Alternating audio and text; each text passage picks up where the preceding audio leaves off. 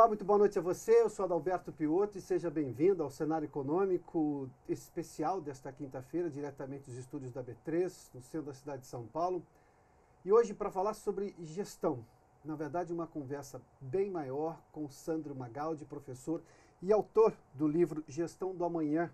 Tudo o que você precisa saber sobre gestão, inovação e liderança para vencer na quarta revolução industrial. Sandro, antes de tudo, brigadíssimo por nos atender. O prazer é meu, Piotto. Convite. Eu vi o livro, você me mandou com antecedência, gratíssimo por isso. Me chama a atenção quando você fala, está logo na capa, mas depois eu vou entender exatamente no livro, porque você chama aqui da quarta revolução industrial. Isso nos dá claramente a seguinte ideia: estamos sempre sendo sucedidos por movimentos de comportamento ou de compreensão do mundo, seja em que área for. Perfeito. Para a gente entender o que é exatamente, do seu ponto de vista, essa quarta revolução industrial. Olha só, Piotto, na realidade, eu, José Salib Neto, meu parceiro, coautor no livro, olha, Sandro Magaldi e José Salib Neto. Isso. Antes, a gente não pode deixar de fazer aqui, são dois autores desse livro. Está aqui, olha, Gestão do Amanhã, agora sim, sem reflexo, assim, ótimo, está aqui. Aliás, me permita, tem aqui, logo na capa, uma recomendação, vou chamar de recomendação, de ninguém menos que Jorge Paulo Lemann, talvez o executivo brasileiro mais conhecido do mundo, mais importante, que comanda a Ambev, seja uma série de empresas, e ele diz exatamente o seguinte: uma obra importante que ensina, por meio de conceitos modernos e casos práticos, profissionais e empresas a competirem em uma economia baseada em rupturas. Bom, exatamente, eu falei é por aí. de sucessões, então vamos lá. Mas é isso mesmo, Piotto. Na realidade, nós usamos o termo quarta revolução industrial, ele foi cunhado por Klaus Schwab, que é o fundador e o chairman do Fórum Econômico de Davos. Inclusive, ele tem um livro, ele é autor de um livro homônimo, A Quarta Revolução Industrial. E o autor e diversos autores têm estudado isso, porque essa foi essa chama foi que nos deu a dimensão de escrever esse livro. Porque nós percebemos que o mundo corporativo passava por uma transição sem paralelos na história recente da humanidade. E nós começamos a estudar isso, quer dizer, essa percepção, ela é cabida ou não. E para isso nós fizemos uma análise desde o começo do mundo dos negócios, na primeira Revolução Industrial, até chegar aos dias atuais. Chegando aos dias atuais, para responder a sua questão, o que nós percebemos, Piotr? Graças à evolução tecnológica, né, hoje você percebe, existe uma lei, a chamada Lei de Moore, que foi desenvolvida pelo fundador da Intel, quando ele desenvolveu o microprocessador, ele sentenciou que a partir daquele momento, todo sistema computadorizado iria dobrar de potência a cada 18 meses. Basta você ver um aparelho celular hoje, o que era há 2 anos atrás. A capacidade de processamento e a diminuição no custo de acesso são impressionantes. Hoje você tem num aparelho celular funcionalidades de inteligência artificial, Big Data, né? Coisas que seria inimaginável há 5, 6 anos atrás. Virou o computador da casa. Exatamente. O smartphone, o celular, é antes o alguém ia lá no tem o quarto, o escritório, Exato. Esse é o computador quando todo mundo fazia as coisas. Exatamente. Não, agora é o smartphone na mão de cada um. Exatamente. Isso trouxe o quê? O avanço tecnológico, ele trouxe a possibilidade de, no mesmo espaço-tempo, que é o atual, alguns fenômenos como inteligência artificial, Big Data, nanotecnologia, genética, uma série de fenômenos que por si só já teriam o potencial de transformar o mundo, hoje coabitam no mesmo espaço-tempo. Você quer ver um exemplo para explicar essa transformação? E você trouxe a nossa tese. A transformação não acontece no mundo dos negócios, ela acontece na sociedade. Sim, claro. E como consequência, influencia o mundo dos negócios. Um dado que eu sempre uso, em 2016, 2015, o Detran de São Paulo emitiu 20% menos carteiras de habilitação do que a média dos anos anteriores. Piotto, 20% é muita coisa. É uma em 5. Por quê? Um quinto a menos. Um quinto a menos. Por que ele emitiu menos carteiras? E eu vou melhorar essa pergunta. Por que jovens têm menos desejo hoje de tirar sua carteira de habilitação do que a minha e a sua geração? Que era um marco na vida. Era tudo. Eu sempre digo, você poderia ter qualquer carro. Carro você quer? Qualquer um. Eu quero ter um carro. Exatamente. Né? Por quê? Porque não está mais no ideário do jovem, do mundo todo, ter um automóvel. Por quê? Com o advento da tecnologia da informação, os aplicativos, a visão da sustentabilidade da sociedade, a visão de outros modais, como a bicicleta, a bike e outros modais, caíram no gosto popular. Né? Caíram efetivamente, modificaram o comportamento de décadas, quase século, né? Meio século, do jovem, de todo o mundo. Qual que é o principal motivador dessa mudança de comportamento? A tecnologia que permitiu os aplicativos, que gerou mais facilidade de mobilidade, que por consequência fez com que mudasse um comportamento padrão. Esse é só um exemplo. Como derivação dessa mudança de comportamento, Piotr, ela afeta a matriz de mobilidade urbana todinha, ela afeta toda a indústria automobilística, ela afeta, por exemplo, marcos relacionados ao desenvolvimento urbano. Então, hoje, quando você tem ciclovias, são áreas que são valorizadas. Até então, a ciclovia era meramente acessória.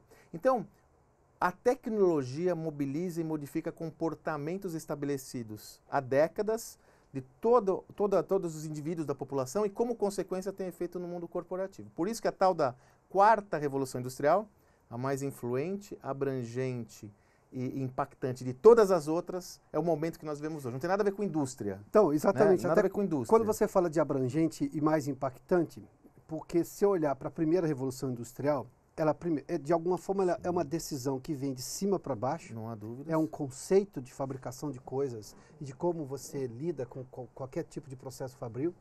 Mas ela vem de cima para baixo e dentro de universos onde você já tinha algum processo industrial, pelo menos meio encaminhado. Iniciado. Exatamente.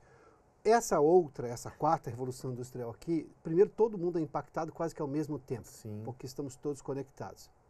Aliás, a gente está falando sobre comunicação e depois eu quero lhe perguntar qual é a sua visão sobre o quanto estarmos todos conectados tão rapidamente, Perfeito. todo mundo com acesso à voz, até que ponto a gente ganhou na qualidade do debate, porque essa era uma visão que tínhamos lá nos anos 90. Sim, Quando sim. todo mundo tiver acesso, a gente vai democratizar mais a informação. Exatamente. Bom, mas essa revolução é muito mais impactante por causa disso. Agora, o quanto que ela realmente promove avanços às pessoas? Obviamente que usar menos carbono como fonte de energia, menos petróleo Sim. como fonte de energia, isso é bom, muito bem.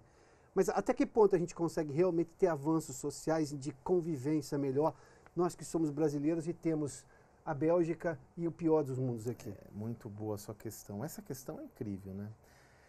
Eu não tenho a resposta a ela, Piotr, mas eu tenho algumas referências importantes para nós refletirmos. Vamos às referências. Vamos lá. São um caminho para chegarmos à resposta. Porque os caminhos, eles não deixam de ser perigosos. Recentemente, eu produzi um material, porque existe a falácia do fim do emprego, não existe? Sim. O emprego vai acabar, vai ser substituído pelas máquinas. Como continuidade até esse projeto do livro, eu falei, mas será? Eu coletei vários estudos de consultorias renomadas, do próprio Fórum Econômico de Davos, estudos não só do Brasil, mas do mundo todo. Uhum. A conclusão que esses estudos chegam, Piotr, é que o saldo entre novos empregos criados e empregos exterminados tende a ser positivo. Ou seja, a tendência é que existam mais empregos do que atualmente existem. Aí você fala, nossa, que alívio. O problema é a qualidade desse emprego. Sim. Um dado que eu coletei num dos estudos da Fundação Getúlio Vargas, recentíssimo, é de agora, 2018, que mostra que, a despeito do crescimento do PIB, do agronegócio aqui no Brasil, né, que é o único setor que está crescendo punjantemente, houve uma redução de cerca de 2% no número de profissionais empregados no agronegócio. Agora, paradoxalmente, houve um crescimento na massa, no salário médio dessa galera de 10%. O que aconteceu? Substituição tecnológica. Hoje você encontra tratores autodirigidos, caminhões autodirigidos. O profissional da área de agronegócio, que era associado ao caipira clássico, né? Não existe mais. O boia fria. Para falar do setor né? de cana, por exemplo. Pois é. Aliás, o Gilmir Betting falava disso lá nos anos 90, começo dos anos 90, ele falou assim, funcionário de fazenda vai ter que mexer no computador. Olha, né? Lá. Como se fosse uma profecia. Eu me lembro que eu fui cobrir um evento do Jamir, ele falava justamente isso. Agora, tomando carona no que você disse, a gente teve uma substituição também de empregos com alto grau de problema quando a pessoa, imagina, um boia fria cortando cana. Sem dúvidas. Você tem um problema insalubre gigantesco. Insalubridade, de precarização do trabalho. Exatamente. Quer dizer, eu estou tendo uma substituição, esse é o lado bom da tecnologia. Esse é o lado bom. Agora, o que eu quero chamar a sua atenção, sua questão é uma das que mais me instiga. Num país, como você falou, que existe ao mesmo tempo a Bélgica e o país quarto subdesenvolvido, quem está se preocupando em preparar esse profissional para ocupar essa ocupação que ainda nem sequer existe? como nós estamos nos preparando, como nós estamos preparando a nossa nação, qual que é o nosso plano de Estado para formar pessoas com alto nível de conhecimento de tecnologia, matemática, lógica. Essa preocupação me leva a uma figura que eu produzi nesse material que eu mencionei a você, está lá disponível no meu blog, sandromagaldi.com.br, me leva a seguinte... sandromagaldi.com.br. A falácia do fim do emprego, ou fim do emprego, mito ou realidade. Essa preocupação, Piotr, me remete à essência da sua questão. Às vezes eu tenho a sensação que nós teremos saudade da concentração de renda e da exclusão que nós temos hoje se nós não fizermos nada. Por quê? O avanço tecnológico, ele é drivado por matrizes corporativas. Em tese, você fala, não, com esse avanço tecnológico vai melhorar a qualidade de vida das pessoas, elas vão ter mais tempo para pensar, refletir e tal. Não necessariamente ele é desenvolvido com essa matriz, ele é desenvolvido para ganhos de produtividade. Quem tem que se preocupar com a colocação e adequação da população e nossa colocação e adequação a esse mercado somos nós mesmos. Que é quando as pessoas dizem assim, eu desligo o celular no final de semana. Pois é. Ou, conectado ele está, basta que ele aperte o botão do on. Ou, Piotr, como eu estou me preparando para essa nova realidade? Claro. Eu estou estudando, eu estou buscando, eu estou entendendo o que está acontecendo. Esse é um dos meus principais objetivos em publicar esse livro. Eu estou entendendo o que está acontecendo? Porque se não houver uma iniciativa fora da indústria, fora do mercado corporativo, pode ser que haja uma precarização do trabalho maior ainda. Você quer ver um exemplo? Um segmento que me chama muito a atenção. Há cerca de 5 anos, 10 anos atrás, você ia numa operadora de call centers, uma central de call center. Eu sempre brincava que lá era o filme Tempos Modernos da atualidade. Sim. Era uma operadora de call center, mais de 100, empresas com mais de 100 mil colaboradores. Uma empresa com mais de 100 mil operadores de telemarketing. Mais recentemente, com o advento da tecnologia, de novo, aumento da capacidade de processamento versus diminuição do custo de acesso, houve o chamado chatbot, né, que são robôs que fazem boa parte principalmente da triagem inicial, feitos automaticamente. Você nem sabe que você está conversando com um robô, muitas vezes, trocando mensagens com o robô. O chatbot hoje é uma realidade inexorável. E existem dezenas, se não centenas, eu não encontrei nenhum dado oficial sobre isso, mas eu infiro que são dezenas de milhares de trabalhadores que eram operadores de telemarketing que hoje estão à margem da margem. Claro. Porque foram substituídos pela máquina. Quem está preparando essa massa? Né? Como essa massa de trabalhadores está sendo preparada para esse futuro? Se ela só foi capacitada a ser um operador de telemarketing. Dá para entender, quer dizer, como a gente pode ter uma distensão, uma diferença brutal se nós não olharmos educação agora. E quando eu digo nós, não é só Estado, é todo mundo. Nós temos que olhar tudo. E o agora, no nosso caso, é ontem, né? É ontem. É. Eu sempre brinco, Piotr. Conseguimos esse quase o assassinato da semântica, mas o agora é ontem no Brasil. Mas é o assassinato da semântica, boa, porque quando eu falo gestão do amanhã, eu falo, gente, o meu amanhã, ele é uma metáfora, porque o amanhã, no caso, é hoje. O meu gestão do amanhã foi ontem, sei lá, cara. O futuro é resultado do presente, que foi resultado do passado. Exatamente, do passado. A gente aprende isso na escola, né? Sandro, vamos fazer um intervalo? Vamos. Olha, até que eu estou conversando com o Sandro Magaldi, professor, ele que ao lado de José Salib Neto escreveu este livro aqui, Gestão do Amanhã. A gente está ampliando muito mais a discussão, porque a gente está discutindo o comportamento humano de quem decide e de quem sofre com as decisões ou se beneficia delas e como ele pode aproveitar esse momento. A gente fala um pouco mais logo depois do intervalo. Já de volta aqui com o cenário econômico, nós estamos falando hoje com o Sandro Magaldi, conversando com o Sandro Magaldi, que ao lado de José Salib Neto escreveu Gestão do Amanhã, esse livro aqui, pela editora Gente. Sandro, a gente fez menção sobre a educação, e a educação, o agora do Brasil é o ontem, ou seja, as decisões já estão atrasadas e, portanto, elas têm que ser tomadas de forma urgente. Mas me permita perguntar um pouco sobre o comportamento humano. Vamos lá. Somos de uma geração em que a escola dizia claramente, os pais diziam também que você tem que estudar, você tem que se esforçar. Zero esforço, zero estudo, zero sucesso. E essa equação não deixava ninguém, sofri bullying, você está achando que eu não vou ser nada. Ninguém pensava dessa maneira, porque parece uma equação simples. Hoje, qualquer discussão que tire alguém de uma pseudo-zona de conforto que ele se imagina, aliás, de uma zona de pseudo-conforto que ele se imagina, pronto. A discussão deixa de ser o essencial para ser o paralelo, o acessório. Mas como assim você está interferindo na minha vida? Eu não tenho também uma geração, os americanos e os ingleses chamam de snowflakes, aqui no Brasil chama Nutella, geração Nutella. Mas podemos chamar de mimi também, mimimi. Que nos anos 80, qualquer coisa que um aluno fez, para com essa frescura, vamos estudar, porque você tem que amanhã a prova e acabou. Eu tinha um professor de história, me lembro muito bem, chamado Og Pessotti, que ele dizia assim, olha, você tem que entregar o trabalho no dia 10.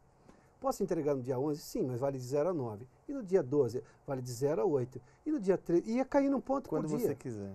A responsabilidade é sua. Ou seja, eu transferia a responsabilidade do professor que tinha que ficar exigindo coisas para você. Quem perde é você. E ninguém se sentia assim ofendido. Hoje, qualquer coisa, as pessoas se sentem ofendidas. Como é que eu mudo? Como é que eu incentivo a educação com as pessoas, em algum momento, ao que parece, completamente arredias ao aprendizado, ao novo? Muito boa a sua questão. Vamos trazer isso para o mundo corporativo, que é onde esse jovem ele vai se consubstanciar o esforço dele. Concorda? Quer dizer, se ele está estudando, ele vai estudar para poder ter um ofício, esse ofício ser remunerado ou não. Né? No final do dia...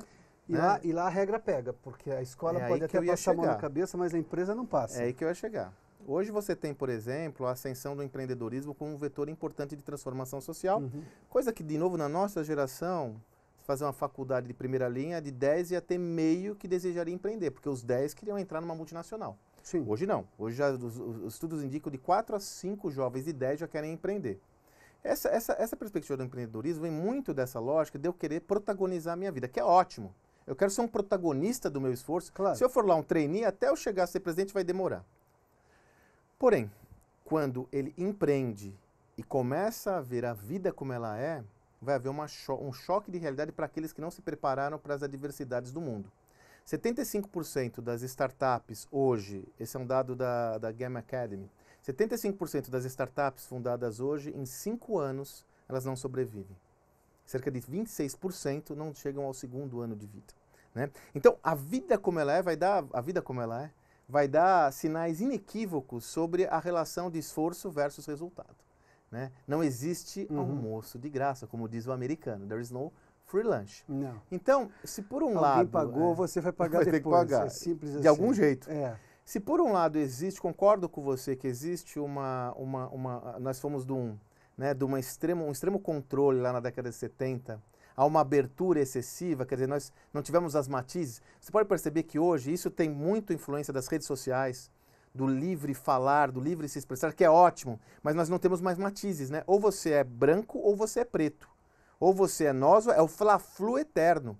Você não pode, ou você é de esquerda ou você é de direita. Né? Não existe um espaço de mediação. Isso também se traduz num comportamento de trabalho. Quer dizer, eu tenho uma frase que me apavora, Piotr. É assim, eu só quero fazer aquilo que eu gosto. A minha experiência de mais de 30 anos no mundo executivo, no mundo corporativo, e até como pesquisador, mostra que você tem que fazer coisas, às vezes, que você não gosta para atingir os objetivos que você deseja e quer. Aliás, eu não conheço nada, nem ninguém que só faz o que gosta. Isso não existe. Simples assim. Conto de fadas. Então, por isso que eu digo, a nossa responsabilidade em fóruns como esse, em alertar a sociedade, sobretudo o jovem, de que existe um binômio esforço versus resultado. Claro. E aí, se ele vem com essa visão pouco construída ao longo de sua formação como indivíduo, quando ele chegar no mundo corporativo, seja como empreendedor ou como executivo, a conta vai vir. E quanto mais ele estiver preparado para quando essa conta vir, maior vai ser a probabilidade de ele sair do looping negativo e construir valor. Porque, como você mesmo disse, num dos meus projetos agora recentes, eu fiz estudos de caso, mais de 30 empreendedores nacionais, Piotr, mais de 30. E nenhum deles passou por severas adversidades antes de ser bem-sucedido. Nenhum deles, a maioria deles pensou em desistir. A maioria deles pensou que ia quebrar. A maioria deles chegou a quebrar.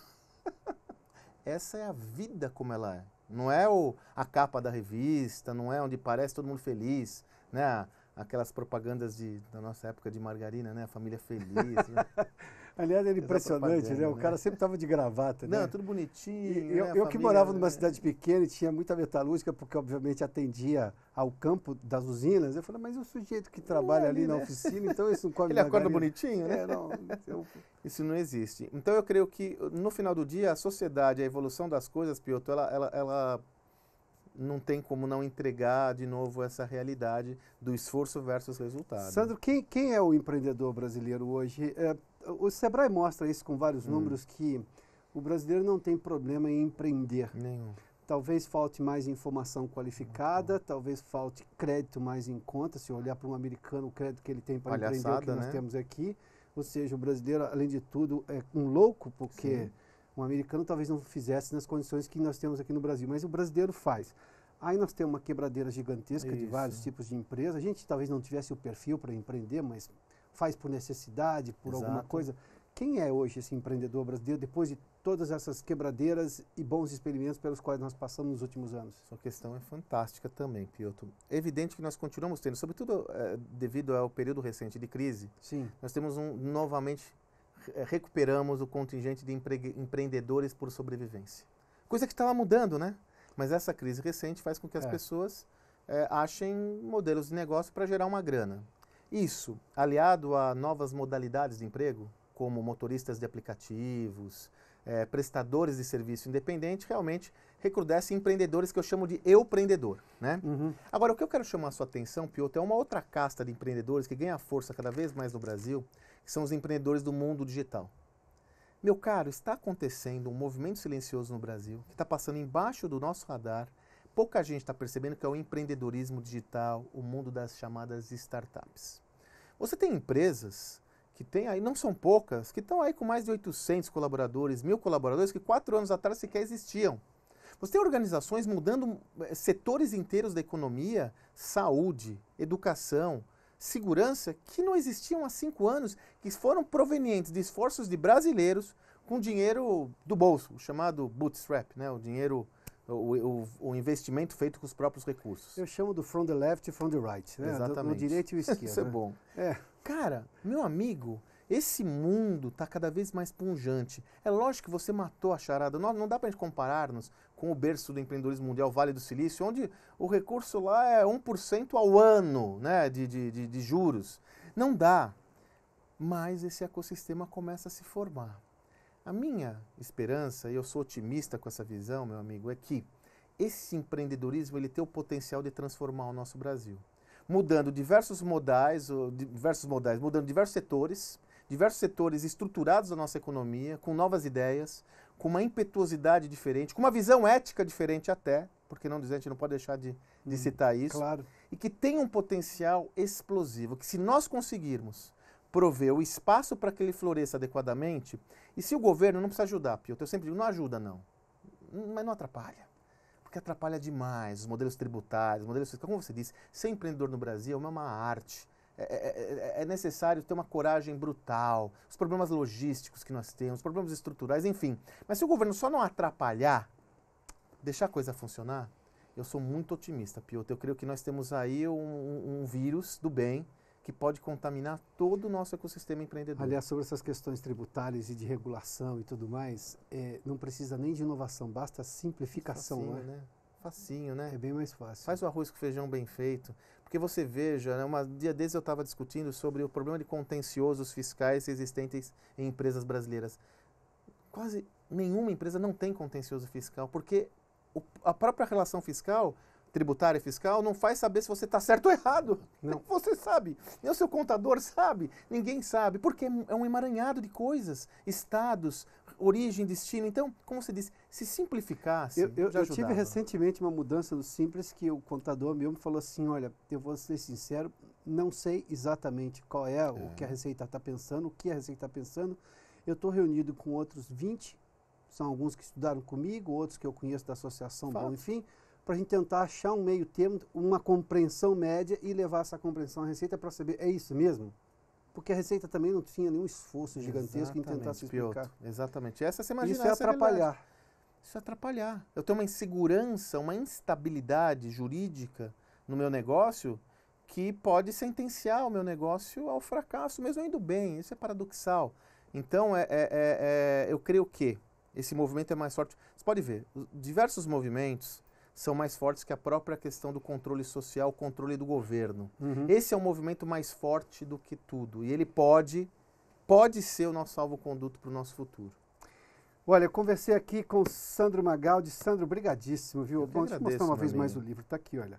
Gestão do Amanhã, o livro escrito pelo professor Sandro Magaldi e também pelo José Salib Neto, está aqui, pela editora Gente. O livro, eu confesso que já estou um pouco além da metade e te traz dicas extremamente importantes, mas mais que dicas, eu diria que faz você raciocinar de forma lógica e olhar para o seu pensamento que você tinha e o que você aplica agora. Onde é que tem sentido isso tudo para você ir adiante? É uma conclusão rápida. Puxa, que eu tentei tirar do livro. Fico aqui. Feliz. A gente precisa pensar, mas em algum momento acho que precisa refletir, ouvir um pouco mais. Não reagir só, Tem muita gente... Aliás, se Sigmund Freud estivesse aqui, ele diria que está todo mundo na base do id, né? Ninguém no superego. E o ego não sabe o que faz, né? Fala o que vem à cabeça, as redes sociais mostram isso. Então, que aprender a pensar. Sandro, obrigado pela gente. Eu que agradeço. Sucesso mais uma vez com o livro. Muito obrigado, meu caro. Obrigado uma vez mais. Eu agradeço. Bom, o Cenário Econômico termina aqui. Obrigado pela sua companhia, pela audiência nesse Cenário Econômico especial desta quinta-feira. Boa noite a você. Até amanhã.